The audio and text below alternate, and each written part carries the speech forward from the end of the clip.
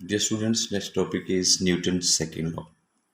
Newton first law जो है उसको हम लॉ ऑफ इनर्शिया को ही हम न्यूटन फर्स्ट लॉ बोलते हैं कि when a body is at rest है कि बॉडी अगर रेस्ट में है तो हमेशा रेस्ट में रहेगी unless some external force is applied on it, जब तक कि इसके ऊपर हम एक्सटर्नल फोर्स अप्लाई ना कर दें।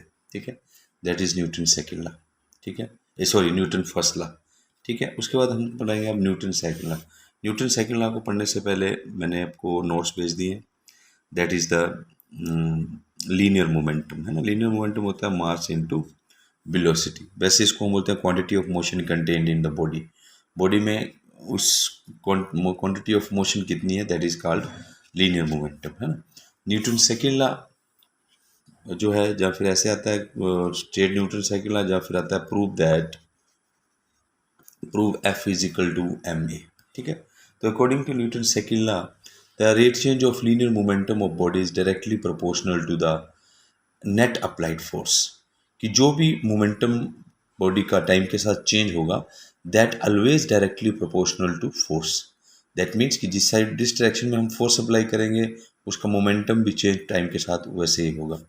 लेट कर लेता हूँ मैं कि P जो है that is the linear momentum of body, linear momentum of body and T is the time. ठीक है, बोलता rate change of momentum dp क्या हुआ, dp is the change in momentum, change in linear momentum. ठीक है, in time कितना dt में, तो dp अपॉन dt जो है that is equal to rate time rate change. That means ये बन गया हमारे पास time rate change, time rate of change, time rate change बोल सकते हैं इसको आप। ठीक है, अब अकॉर्डिंग टू डेफिनेशन क्या पढ़ा आपने कि time rate change of linear momentum dp upon dt directly proportional to applied force.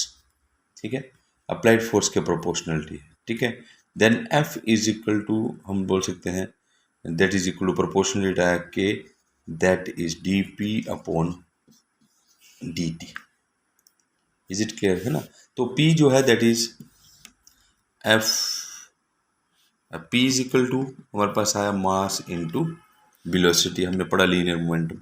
तो F is equal to K D upon D T, mass into क्या बन गया ये वेलोसिटी। ठीक है, F is equal to K M D V upon D T, D V upon D T that is equal to acceleration. So F equal to K मैं अगर 1 ले लूँ, M D V upon D T is equal to A, F is equal to M A. ठीक है, इसको हमने prove कर दिया। ये था न्यूटन सेकेंड लॉ। ठीक है, that is time rate change of linear momentum is directly proportional to applied force. उसके बाद इसके in the term of component आपने लिखना हो तो आप लिख सकते हैं, जैसे F is equal to M है, अगर हम इसको कंपोनेंट में लिखना है तो F X I, F Y J, F Z K. M A में लिखना हो A X I, A Y J, A Z K. ठीक है, then after that M A X I, M A Y J, M A Z K. ठीक है, तो F X I, F Y J, F Z K. ठीक है, तो F X is equal to किसके बराबर है, M A X, F Y जो है M A Y, and F Z जो है एम ए जेड। ठीक है, कंपोनेंट के बराबर आया। ठीक है, ये इसके कंपोनेंट की टर्म है। उसके बाद आया यूनिट, यूनिट ऑफ फोर्स।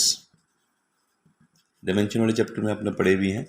इसके दो टाइप होते हैं यूनिट। दैट इज पहले आया absolute unit of force. Absolute unit of force जो है दैट इज न्यूटन। ठीक है, F is equal to M में फोर्स को हम 1 न्यूटन बोलेंगे, जो mass is equal to 1 kilogram और एक्सेलरेशन मीटर पर सेकेंड स्क्वायर। तो force is said to be 1 newton if 1 kilogram mass, force is set to 1 Newton if the body of mass 1 kilogram having a acceleration equal to meter per second square। ठीक है, that is 1 Newton, ठीक है। या फिर it produce acceleration 1 metre पर second square in a body of mass कितना 1 kilogram. ये आ गया हमारे पास एसआई में। उसी तरह हमारे पास आएंगे सीजीएस में, that is dine.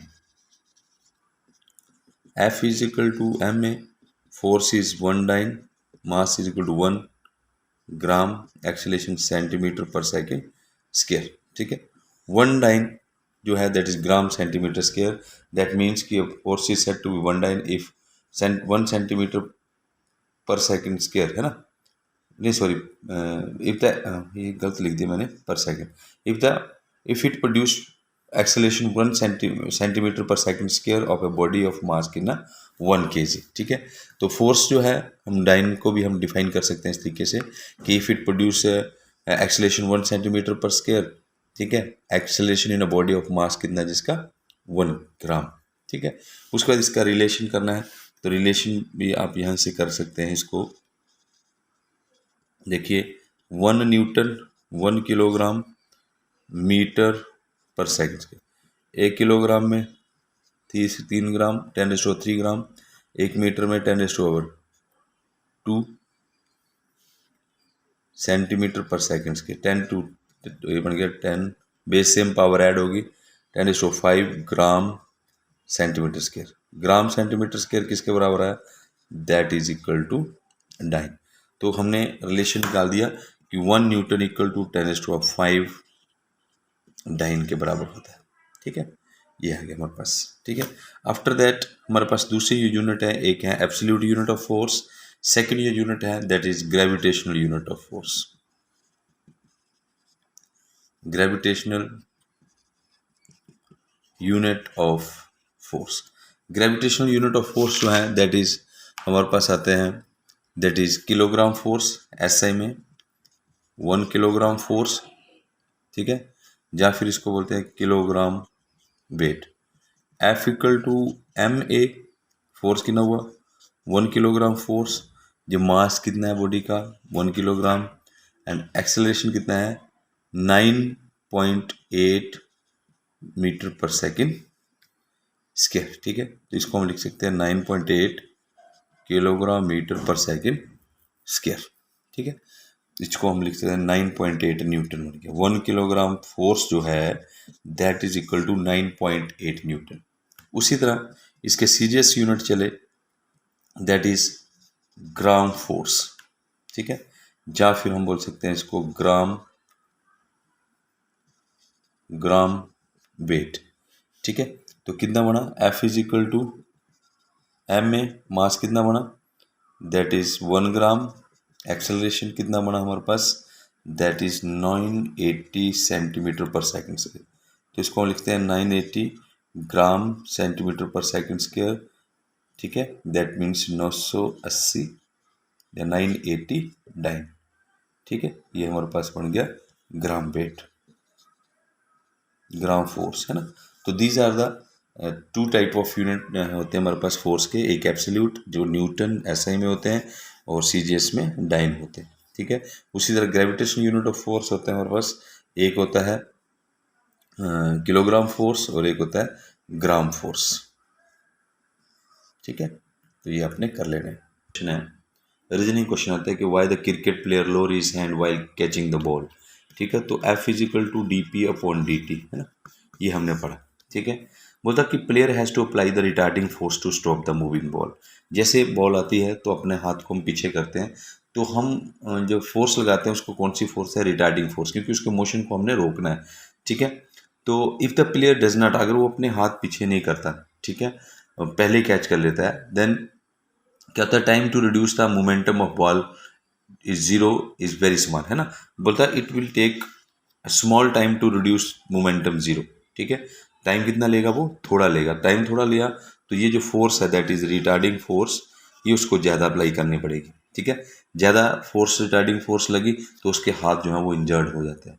On other hand if the cricket player lower his hand it will take more time to stop the ball, ball को स्टॉप करने के लिए वो बहुत ज़्यादा टाइम ले रहा है, दैट मीन्स की फोर्स कम लगेगी तो दैट मीन्स कि उसके हाथ जो है इंजर्ड नहीं होंगे, ठीक है। उसी तरह क्या होता है कि पर्सन फॉलिंग ऑन द, है ना, हिप ऑफ सैंड, ठीक है, सैंड है, इसके ऊपर कोई आदमी गिर जाता है, ठीक है, और एक फर्श है, फ्लोर है ना, बिल्कुल सीमेंटेड फ्लोर है, उसके ऊपर गिर जाता है, तो क्या होता है कि जैसे ये आदमी जो है इस सीमेंटेड फ्लोर के ऊपर गिरेगा तो क्या होगा कि सीमेंटेड फ्लोर जो है that does not yield under the weight of person, है ना, तो it will take small time, ठीक है, वो टाइम कम लेगा, एकदम बॉडी उसकी रेस्ट में आ जाएगी, और रिटार्डिंग फोर्स जो है ज़्यादा बॉडी को उसको जो है फोर्स लगेगी, that means large force is to exerted on the person by the floor, floor के द्वारा पर्सन के ऊपर ज़्यादा फोर्स एक्सर्ट करेगी, ज़्यादा करे तो उसको इंसर्ट करेगा। हीप ऑफ सैंड में क्या है कि रेत का ढेर है, जैसे आदमी उसके ऊपर गिरेगा, जो सैंड है दैट जिल्ड अंडर हिज वेट, वो इसके साथ धंसती जाएगी, नीचे चलती जाएगी। जब ऐसा होगा तो क्या होगा, नीचे धंसती जाएगी तो it will take more time to stop होने के लिए वो क्या लेगा, ज़्यादा टाइम लेगा, ज़्यादा टाइम लगा तो less retarding force has to apply on the person by floor, है ना, सॉरी हिप ऑफ सैंड, ठीक है, तो लेस फोर्स लगी तो उसको इंजर्ड नहीं होगा। तो ऐसे क्वेश्चन है, मैं आपको इसके नोट्स दे दूंगा, आपने ये कर लेना।